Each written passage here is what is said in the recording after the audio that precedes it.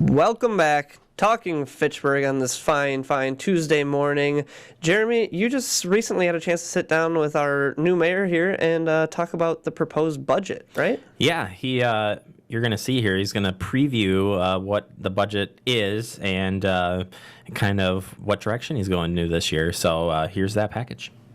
All right, we're here with the mayor, Steve Arnold. Thank you for joining me. My We appreciate pleasure.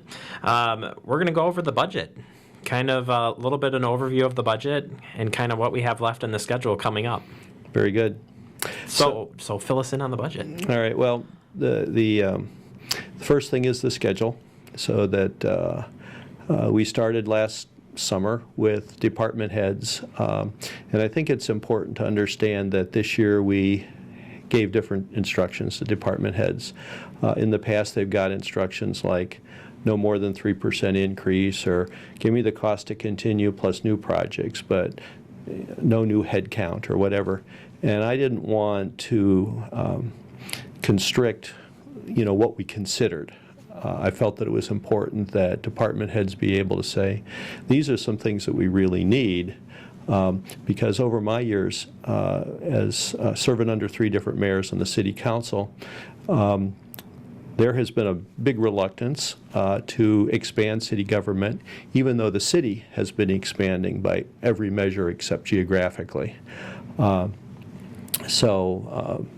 We increased in population 25% between 2000 and 2010, and that pace has only increased since the economy's heating up.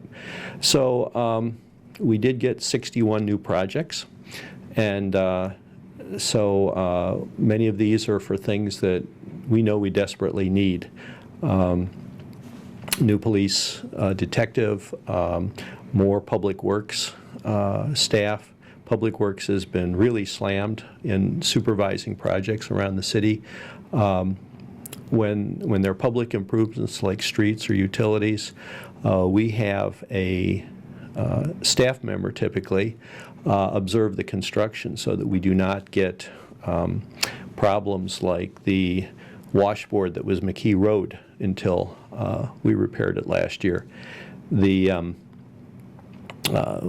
year we had projects that wanted to go forward that we didn't have the staff to do that construction observation, and we had to contract privately at a much higher expense. In that case, the developer pays that higher expense, but that expense then gets billed into the price of lots or the cost of rent for the future folks that live there. So I invited staff to make new proposals, and it didn't need to be a very big thing to be a new proposal. We've got, if replacing picnic tables is not a new proposal, but getting additional picnic tables is a new proposal. So we have a lot of easy decisions for very small things, but we did get 61 new proposals.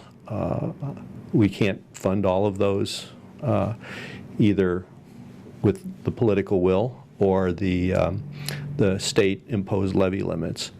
But I proposed the highest priority capacity building kinds of projects in my opinion.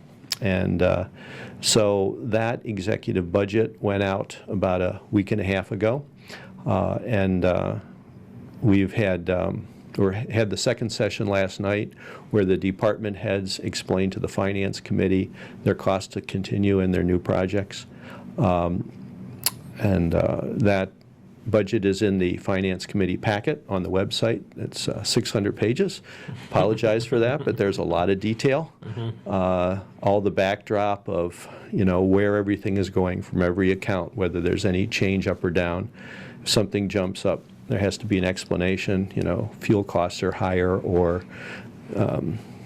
dues are higher, or last year this conference was in Madison and this year it's in Superior, those kinds of changes.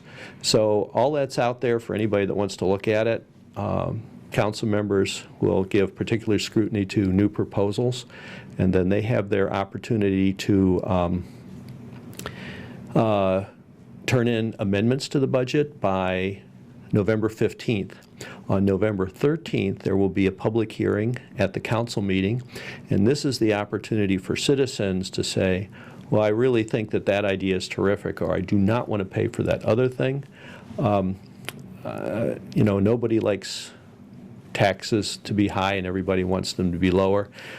Comments that taxes are too high are not really helpful.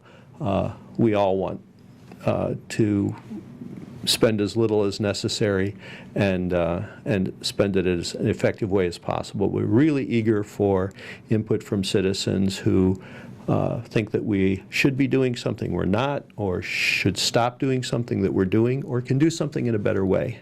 It's the best time to come in and talk to the whole council, and you'll have our undivided attention.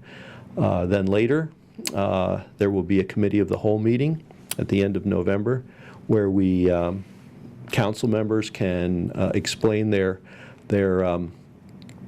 amendments. There's a period where staff can do analysis and comment on those proposals, and then we will debate those, I believe, on the 10th of November at City Council meeting. We'll go to the 11th if necessary, which is an additional night. Hopefully things will go smoothly and we can get it all done in one night.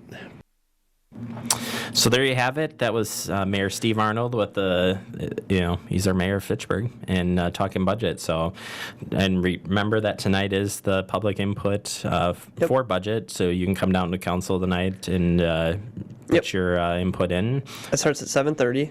City Hall. City Hall, council chambers. So come on down, see that. If you can't make it down here, you can go ahead and watch that on the Gov channel, 986, or channel 99, AT&T Uverse. That's right. You'll be here tonight. Or you can watch it live on the internet. Oh, yeah. It's So do everywhere. that. It's everywhere you want to be. It sure is. All right. Coming up, we'll wrap up the show, tell you what's on tomorrow's show, and go from there. Talking Fitchburg.